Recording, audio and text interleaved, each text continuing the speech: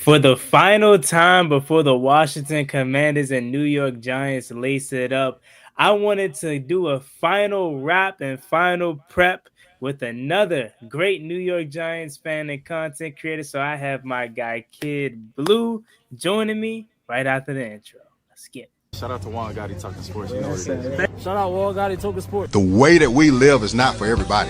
Nah, that ain't it, y'all. How do you think the rest of Jaden Daniels' career is going to go? If we're, 6, 7 games into Jaden Daniels' career, and he's already milking injuries? Like, Stop saying my name, you dick riding bastard.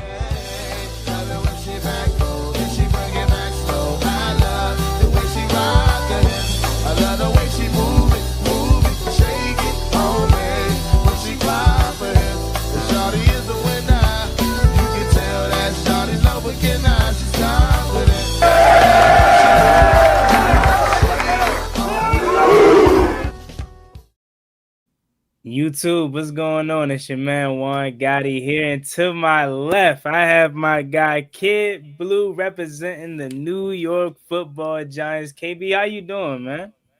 I'm good, man. Feeling good. How about you?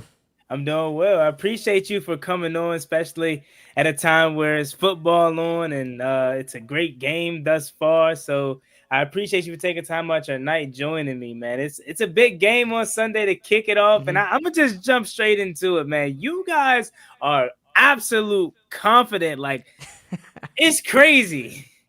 Yeah.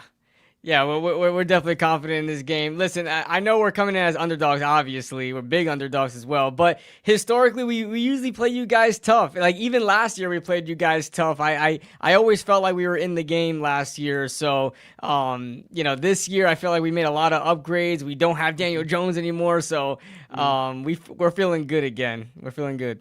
I definitely understand where you're coming from with, like, having a better quarterback. Obviously, clearly now we've been through so many quarterbacks in our franchise, and we finally have a quarterback that we feel is going to be one of the best quarterbacks in the league for the next decade plus. So I understand that standpoint, but we're going to get to the new news, actually.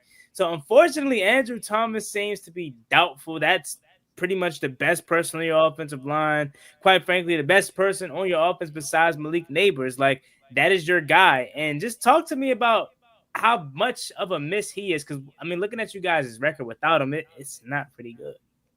Yeah, to be honest with you, I mean, even with him, it's sometimes bad too. But, yeah, listen, Andrew Thomas is, when he's healthy, he's a top 5 tackle in the NFL, in my opinion, and he's struggled with a lot of injuries. I didn't really think he was going to come back anyway, week 1, because he had a bad Lisfranc injury that put him on IR last season for the rest of the season. So I knew it was going to be a little bit of a topic to see if he would come back or not. And then we had what I hate is when our hopes go up. Our hopes got up because he was returning back to practice, people saying that he was on the up and up and he was looking good to play week 1. And then the roller coaster drops back down, and now they're saying, that he's doubtful in practice. Like he doubtful to play in the game because in practice he was limited throughout the week, and then he did not practice, I believe, Thursday and Friday did not practice. So that's not a good sign that he's going to play. And now I think he got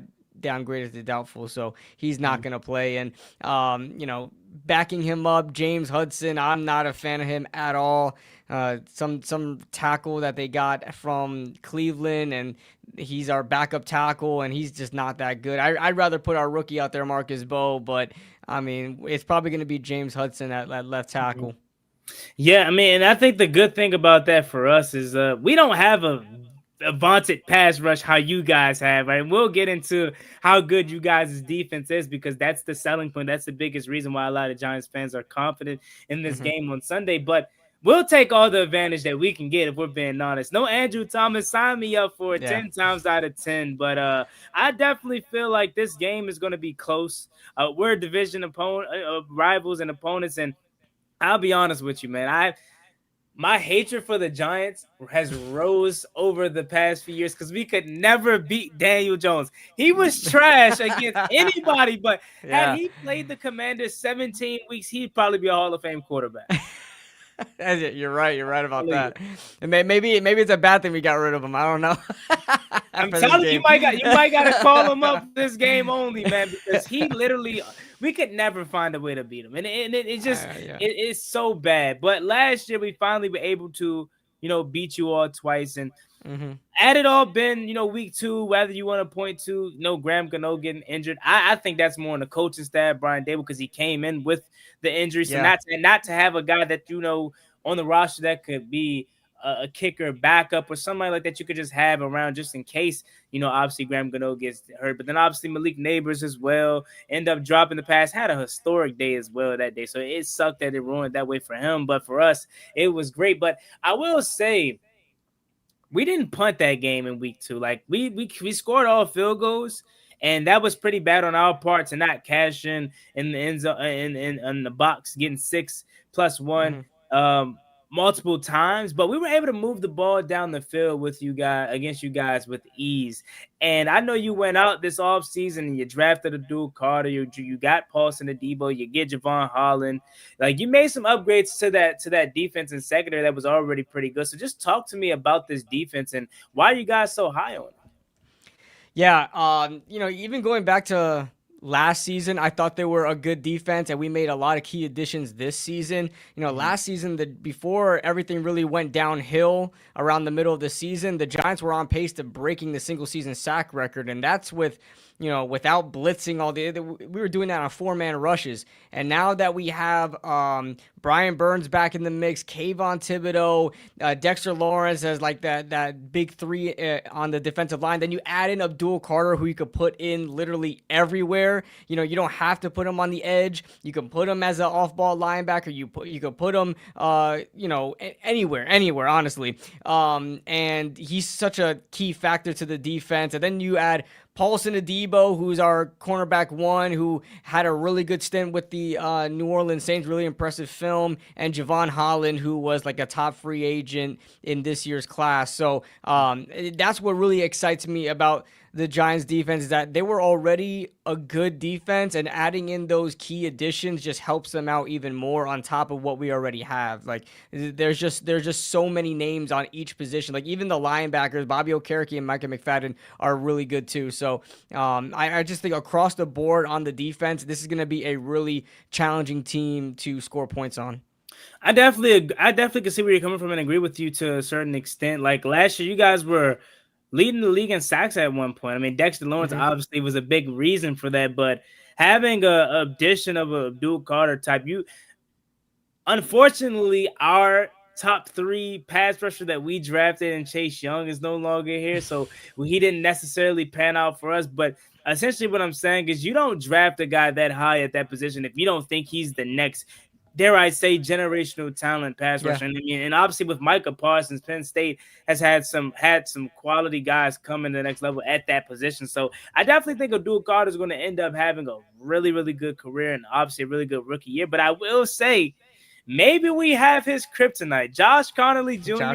is the guy that we drafted in our first round pick, and he's getting a start at right tackle. So I don't know if we see a bunch of rookie on rookie matchups, or if he's going to be, like you said, moved around, and maybe he has to go up against the vet and Laramie Tunsil, who we made a massive upgrade and trade for him this offseason. Like, it's going to be tough for him this weekend, regardless of where he's placed and where he's at. But he's a guy that you can't take an eye off.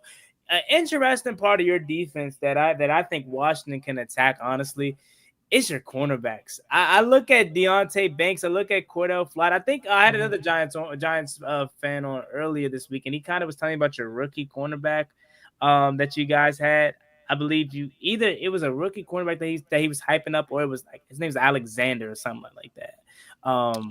I got to look at you guys' roster. Let me try to pull it up. But he was hyping him up. He's a rookie, and he was like, that's a guy that we're sleeping on, that we're not talking too much about. Let me see if I can. I don't think we have a rookie corner. Yeah, let me try to look up his name. I know it's like he said Alexander, so maybe it was an outside. Oh, and let's talk about Darius Alexander. He's a rookie defensive tackle. We'll see. D tackle. That's who he's. Yeah, we'll see if he's even used. We got such a strong rotation at defensive tackle. Who knows how long he's gonna be out there. Yeah, that's another guy that he was kind of like telling me about that Hmm. was like, oh, we're not prepared for. Man, I told you, y'all are very high on this defense in this team. So I Hmm. definitely see where you're coming from with the defense. Obviously, Brian Burns as well. Like this defense is definitely good, but it ain't gonna score all the points for you, if any. You got to Hmm. get your points from your Yeah. offense. AB, talk to me about this offense because I'll be honest with you. I think Malik Neighbors, obviously, in my opinion, already one of the best in the game, and you can make an argument to say he's already inside the top 10 in terms of the receivers. I think this is Russell Wilson's best weapon he's had since his early days with DK Metcalf in Seattle. So we'll see if that helps him out. I know he had George Pickens last year, but he isn't Malik Neighbors. But Right. just talk to me about this offense and where are you at with it? Yeah, I'm not gonna say like they're gonna be a top 10 offense or anything like that, like world beaters or anything like that. But I really do think I cannot see Russell Wilson struggling more than Daniel Jones did, just because Daniel Jones he couldn't throw the ball down the field. He was either too scared to, not confident in himself, not confident in receivers, or just flat out didn't see downfield, like wasn't able to really process downfield, and it was a mixture of those things that really hindered the offense and really hindered Malik Neighbors. We talk about how great he is, and he broke the Giants franchise rookie reception record of 109, and that was with Daniel Jones throwing him short routes. He finished the season with 1,200 yards and 11 yards per reception, which is like something you would get out of a tight end or a slot receiver. Like Malik Neighbors is so much more than that. So the reason why I'm a little higher on this offense is not having Daniel Jones there. Not only does it help like the quarterback play and just the flow of the game, it really helps out Malik Neighbors. I think they're gonna add a new element there and allow him to really stretch the field, something that he really didn't do. Like if you watch all his highlight film, there's not a lot of plays of him downfield because they just didn't have the offense going downfield because of Daniel Jones and then the rest of the quarterbacks that we had that weren't any better than Daniel Jones. So I think with Russell Wilson, you could take your pick, whoever plays. Russell Wilson, Jackson Dart, Jameis Winston, these are all guys that love to throw down the field and are not scared to do that. And that's going to help out Malik Neighbors in a huge way. I think the running game is going to be a lot better this year as well, adding in Cam Scatterbo from the draft, Tyrone Tracy in his second season. I think that's a good 1-2 punch. You add in Devin Singletary there as well. And the offensive line is right now the best it's looked in quite a while, even without Andrew Thomas. I mean, we're kind of used to not having Andrew. To be honest with you, we're just used to not having Andrew Thomas playing because he's missed so many games. He's only played 16 games in the past 2 years, so it's not even a full season in the past 2 years. So we're used to it at this point. They'll adjust, but I'm confident in this offense to do enough to keep themselves in the game. Even if they don't win, I think we're going to keep ourselves in the game. That's the interesting thing about it is it's definitely a significant upgrade over Daniel Jones, but I just think the supporting cast around him is lackluster. It feels like for years now, even as a Commanders fan, like I've been waiting for Jalen Hyatt, Wan'Dale Robinson, although it be it all the time they haven't been healthy. I believe Wan'Dale Robinson had a torn ACL a few years ago, or was it the other receiver that I know one of you guys' receivers suffered a significant injury, and I know Darius Slayton was a guy I was high on in 2019. Like when we got Terry McLaurin, Darius Slayton was was Yeah. having a really good year, and it's like since 2019, he hasn't necessarily lived up to the season that he had. But I know he has some talent. But that's where my concern is: who is going to be able to step up in that passing game outside of Malik Neighbors to take all the attention off him? Because I'll tell you, Hmm. KB, you're walking and not that you're unfamiliar with having talented receivers, because obviously Odell Beckham Jr., Sterling Shepard in the past, but having a guy like Malik Neighbors is really, really good. He's elite. But if that's all the defense has to key on at some point, it's going to slow his production down. It's going to have to open up other guys to be able to step up into that role and find ways to get open and be a target for your quarterback. And I know Tyrone Hmm. Tracy on the ground killed us last year in both games. That's something that I think a lot of people don't pay attention to as well. Our run defense was horrible, but he killed us. I really like Tyrone Tracy. But just talk to me about the supporting cast outside of Malik Neighbors. Who is going to step up for you all to allow this offense to truly open up how you think it can? Well, I really do believe in Darius Slayton. I do. I think he's a solid number two. You put him in as a number one. He's been a number one for a number of years, and I really think now with a new quarterback and now a decisive quarterback that is not going to focus on one player, it's really going to help out the rest of the receiving room. You know, Wan'Dale Robinson is that underneath option. We're seeing him now, like in practice. They're using him downfield as well, like throwing him routes downfield. So they're trying to stretch the field with every player. I don't expect anything out of Jalen Hyatt. He's just like I can't wait to get rid of him. Like the constant topics about him, I can't wait to get rid of him. He's just not catching on to the NFL. It's just not working out. But as far Darius Slayton, I like as a number two. I always say he's the best route runner on the team, better than Malik Neighbors. Like the way he starts right off the snap, he completely puts corners in blenders. So I'm happy to see him out there, and I think he could be one to help alleviate all that attention from Malik Neighbors, because when he's out there, he's probably going to be matched up on. I don't know if your corners travel, but if Malik Neighbors has Marshawn Lattimore, you got Darius Slayton, the most experienced receiver on our team, against a rookie Trey Amos. I don't know if that's going to be good for Trey Amos. I think so. Our scheme, we're a man team. Joe Witt Jr., he loves to rely heavily on his personnel, and we didn't do that a lot last year because we didn't have the personnel. Benjamin St. Juice, Michael Davis, Emmanuel Forbes is a big reason why you all were able to get off on us a lot, especially Malik Neighbors. He was getting guarded by Michael freaking Davis. So this year, we have the talent. Like our cornerback room, I tell you, did a complete 180. Like none of those guys are here. We obviously have Right. Marshawn Lattimore. He's finally healthy. He wasn't healthy at all last year. You go out in the draft and you get Trey Amos, who played against Malik Neighbors in college, SEC boy from Ole Miss. So they have some prior history. And obviously Mikey Sanders still, who I think can be probably the best slot corner in all of football. He had a damn good rookie year. If you talk about Jaden Daniels and how electric he was as a rookie and offensively, Mikey Sanders still is that defensive version for us. He is that good. I liked him out of college, yeah. Yeah, he is amazing for us defensively. And I think, honestly, this may be a crazy take. Not crazy, but I think you may see Trey Amos versus Malik Neighbors more than you see Marshawn Lattimore versus That's Malik going to Neighbors. be really interesting. That's going to be really interesting. If I'm being honest, I would prefer that. I like Marshawn Lattimore. I think Marshawn Lattimore still has a lot left in the tank. I don't think he's anything of what he showed last year, but this young fella we have, man, he's been killing it in camp. In the few preseason games that he played, preseason snaps, I should say, he played.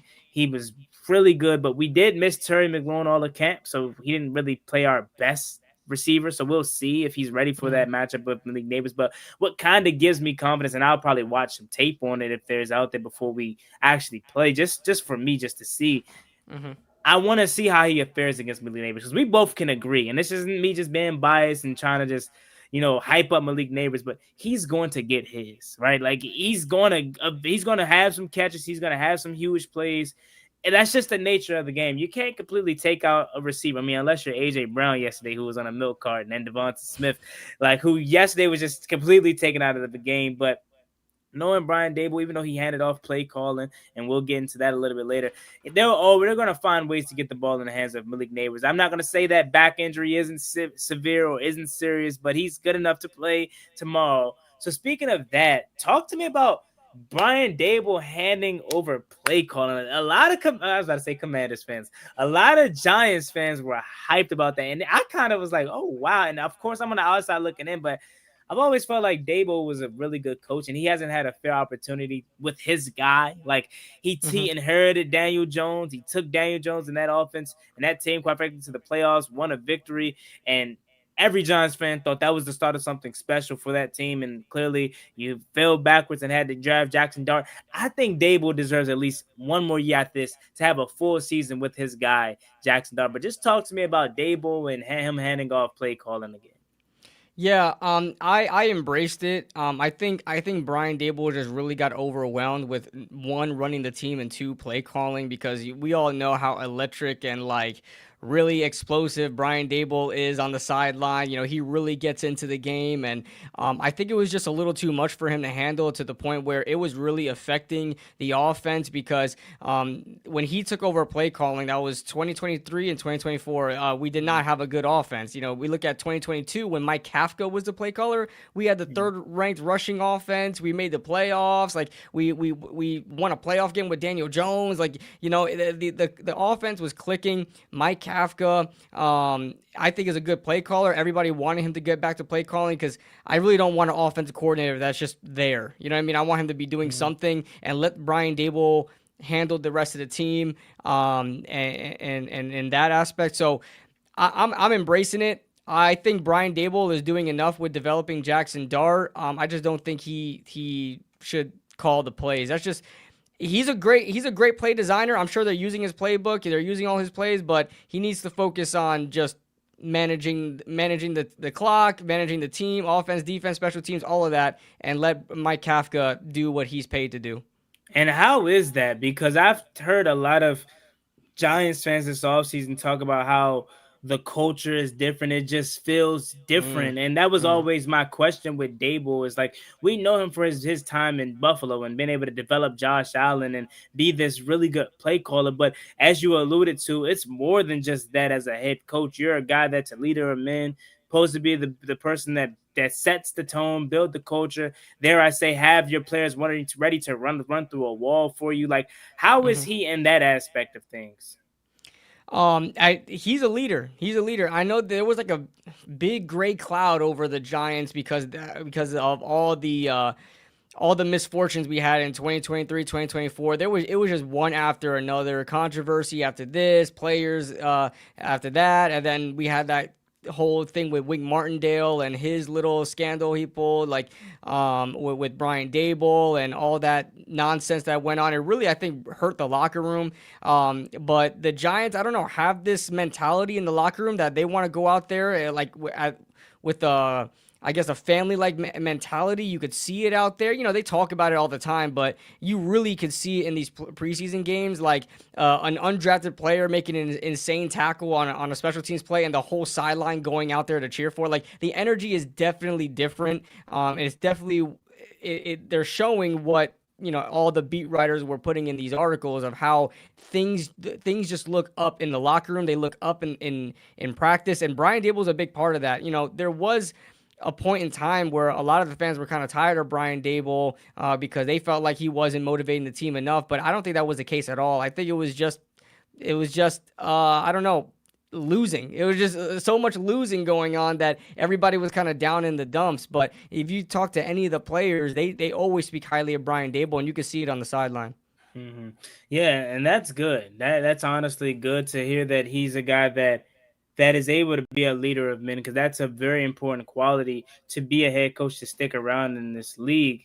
I don't know if the security of Joe Shane or him past this year if you guys aren't successful, but I personally just feel on the outside looking in, he deserves at least 1 year with his guy next year before deciding to move on if need be. How are you feeling about Joe Shane now?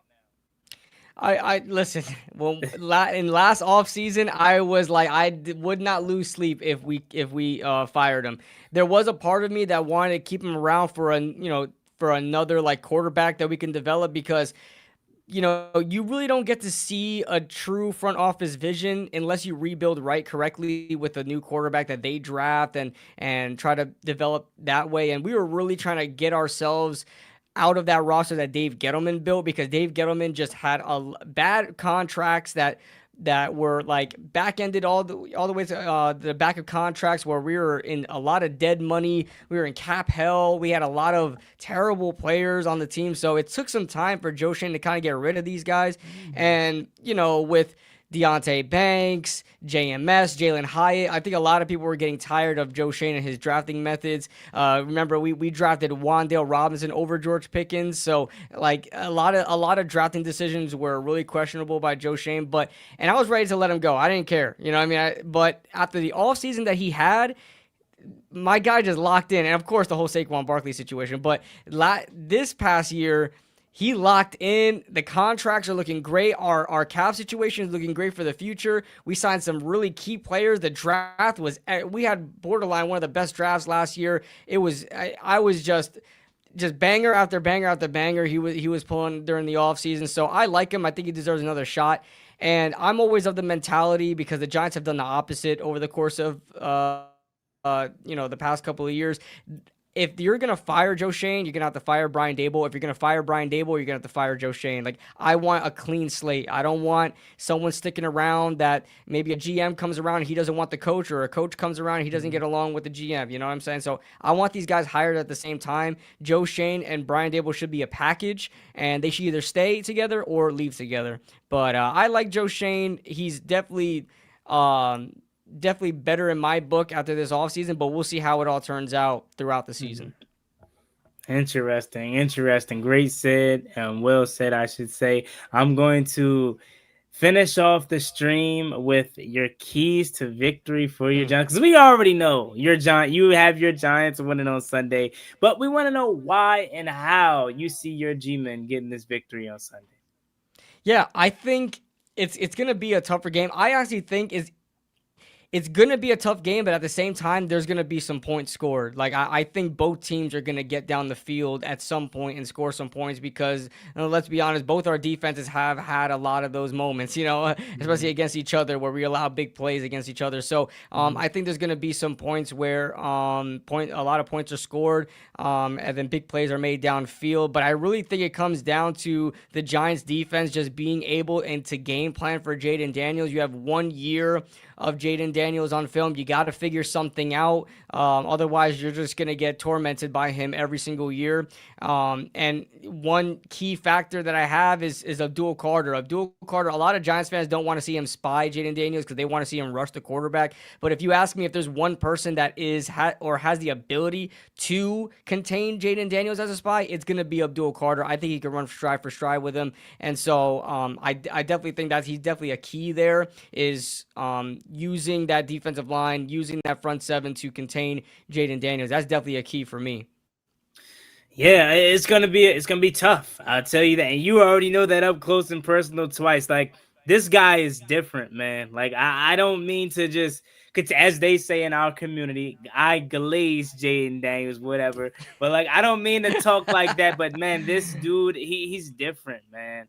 Like, he truly is. And I know a lot of people's biggest thing is, oh, you have a year of tape on him. But I don't think people ever ever put into perspective, yeah, you have a year of tape of Jayden Daniels, but what about a year of Jayden Daniels getting better? Like, last year was not his peak. You know what I mean? Last year was just the beginning for what he was able to do.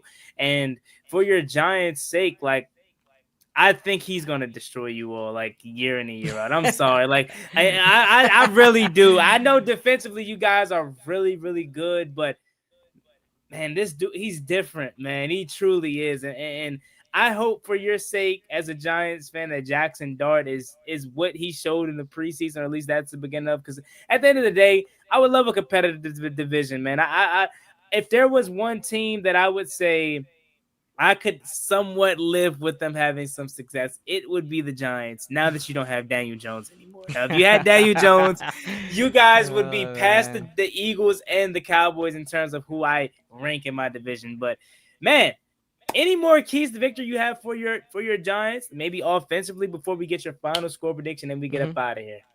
I would say you got to incorporate that run game and incorporate it a lot, because to set up that play action and get Malik Neighbors open downfield, and even your tight ends downfield as well. We have a good mix of tight ends there. That running game I think is going to be key. You mentioned it. Tyrone Tracy did a good job against you guys last year, and adding in Cam Scatterboo is going to just help them with the running game. And I think it's going to cause them to actually pay attention to the run game more so than last year, and it's going to help open things up downfield for Malik Neighbors and company. Well said, man. I'm looking forward to this matchup. I think it's going to be a really good game for both sides. I don't expect it to be a blowout whatsoever, especially with it being the first week of the season. And as you said, you guys are coming in very confident, thinking you could still win on the road early. So it's going to be huge, especially for the division. Because if you think about it, the loser of this game, in my opinion, they're really 0-2 because you lost one on your record, you lose one in the division, and now you're down really 2 games. And who knows how this season or division shakes out? This could, just speaking for theoretically purposes, or hypothetical, I should say, rather, like maybe this game comes back to show its head and be a reason that could be in a playoff contention later in the season. And you look back at, oh man, week 1, we lost to the Giants or we lost to the Commanders. And if we would have won that game, you know what I'm saying? It could be a difference. So it's a huge, huge game to start the season off. And I'm definitely looking forward to it. Before we get out of here, what is your final score prediction? Mine's 27 Commanders, 17 Giants. I just don't think offensively you guys have enough to consistently compete throughout the game. I know you're going to get yours here and there. I know you're going to get a few defensive stops, but I don't think Russell Wilson and the offense has enough to outscore this Commanders offense that averaged nearly 30 points a game last year. Yeah, call me crazy, but I'm going to stick to the prediction I had on Roundtable Sports. I'm going to say 27-24 Giants. I think it's going to be a closer one, but I think the Giants are going to pull away. I think it's going to be really close. I think it's going to be like a last couple minutes of the fourth quarter type thing where we're both biting our nails, but yeah, it usually is. Yeah, it definitely is. So I will ask you this. Is that a Graham Gano walk-off field goal, or is that a Graham Gano to take the lead late and your defense comes up with the game-sealing shot? I think it will be a situation because I don't think we'll be put 24-24 all. I think okay. The Giants will have to fight their way back in the fourth quarter, and we're probably down, 24-20, and the Giants, have to go down the field and score a touchdown late in the fourth. That sounds very Russell Wilson-y to me. Oh my God. I'm getting nervous I come already. from behind victory, baby. That's what I need. That's what I need, man. Man, he did that to us last year. And a lot of Giants fans have been alluding to that game. Like, oh, Pittsburgh did it to you. Why can't he do it to you with the Giants? And I'm like, with you just saying that, if there's a way that you guys win, it probably would be like that. That way. Wilson seems to be always having our number, especially in the clutch. But that being said, I appreciate you, my brother, for coming on. Let everyone know where they can find all your work as you cover the Giants daily. Oops. Yep. I'm Kid Blue RB27 on YouTube, pretty much everywhere, like YouTube, Twitter, Twitch, if I ever use Twitch, but Kid Blue RB27, I cover the Giants and sometimes NFL-centric stuff, but mainly the Giants. Yes, sir. So you all do yourself a favor and go subscribe to my guy, Kid Blue. You got to keep your division rivals close. So we'll be keeping an eye out on the channel all year long, seeing what's up with them G-men, man. Thank you so much for coming on. Yes, sir. Yes, sir. All righty. So that being said, it's always been your boy Juan. Got to make sure you like, comment, subscribe to the channel on the road to 11,000 subscribers. So we greatly appreciate it if you haven't reached that goal as soon as possible. You have a good night. Peace.